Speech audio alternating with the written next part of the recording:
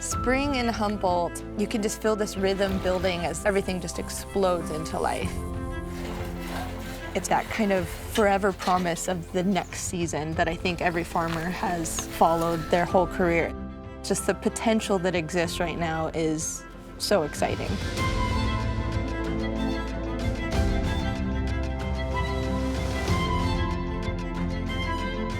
Spring is a time of action. This transition from the cold winter to the hot summer is brief, intense, and precious. We're working sun up to sundown to make it work. Meanwhile, we're babying our cannabis plants. They're about a month old now. When the ground is ready and the earth is warm enough, we can put them in at just the right time and everything will spark.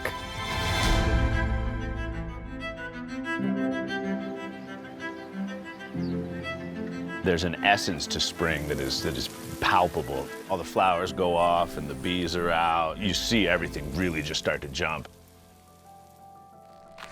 When Amber and I started the farm about 10 years ago, Ben and Lito, my brothers, they were both engineers for CAL FIRE. And so as the farm got up and going, Lito came home full time, and then Ben comes and helps out when he's got days off. Yeah! It's a pretty special thing to work with family.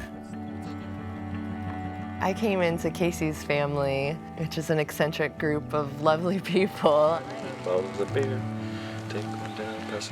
When it comes to agriculture and food production, I'm usually the deferred to party on the farm.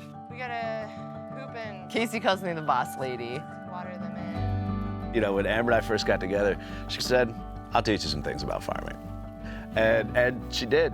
She brought that farming knowledge to the farm. It's been that essence of partnership.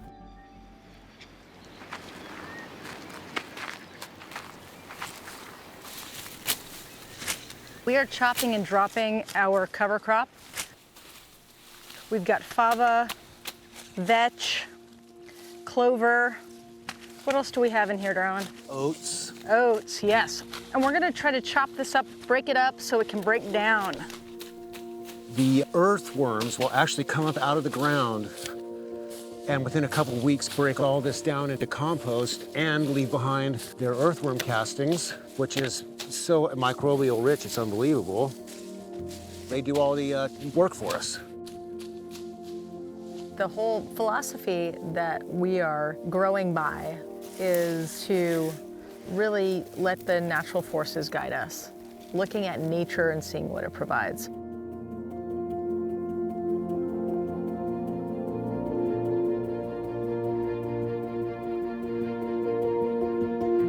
This season does feel different because it feels like we're in a really fragile time.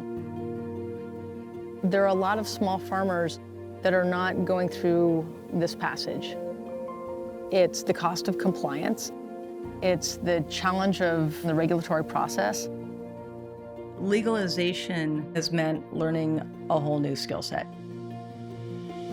It's requiring a discipline that I've never embraced.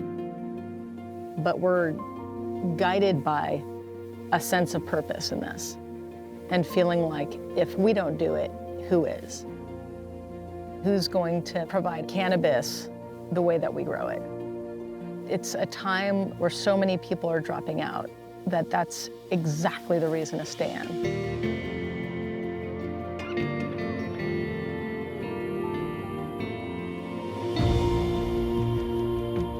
Getting the first plants in the ground of the year is always just a magical feeling. There's an element of continuity. Germination's perfect. There's an old saying in cannabis, this year's gonna be the year. In springtime, you maintain that optimism and you run it on through and see what the universe holds out for you.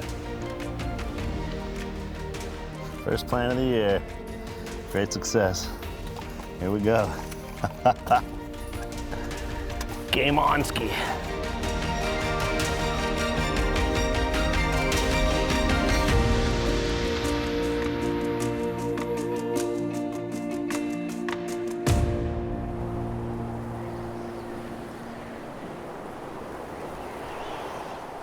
Farming is like a dance in slow motion.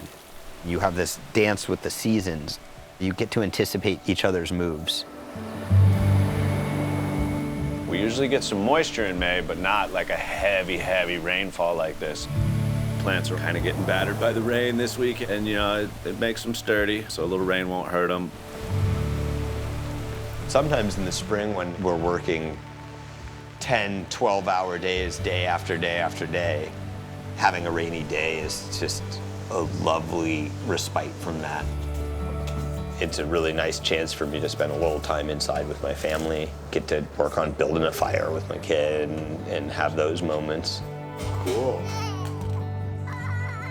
In the summer of 1977, my parents moved here and started building a cabin. This is where I came into this world as a child. It's where I've brought my children into this world. It means a lot for me having that long-term relationship with land, that perspective through generations of how it's changed, what it used to be, what it could be, and being able to gift that to my children.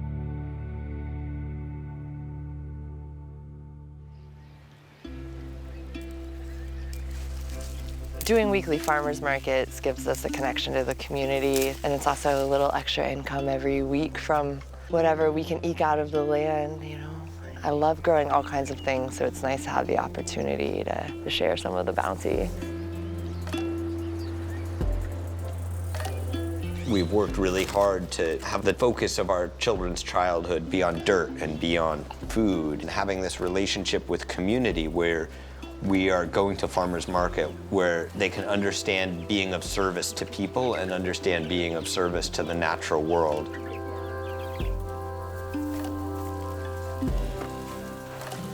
The whole cannabis legalization process, there's people who are kind of like, well, so, now you can get a permit to grow much more weed. You're not gonna grow food anymore, right?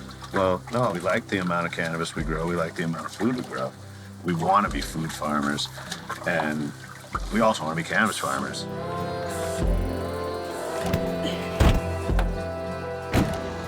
On our farm, the cannabis is interplanted with the lettuce and the cilantro. If I could come to market and display in that same way, here's our chard, here's our broccoli, here's a big bouquet of cannabis flowers, and I would love to get to bring them together. Cannabis affects your spirit, your mind, your emotions. So even though I may not be able to personally have that direct connection with my customers, the cannabis we produce in this way is carrying this connection it has to the land, to the soil, to the sun, to the rain, and back to something very real and potent. Get it while it's hot. We all get to be here right now in this amazing time and place in history, y'all, and share this together. How precious is that? And Absolutely. Cheers to all of you. Cheers. Thank you so much. Cheers.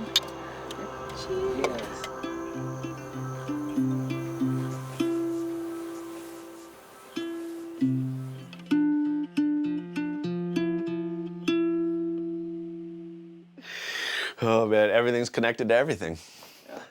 Cool. All right. Awesome. Great success. Now we smoke the joint.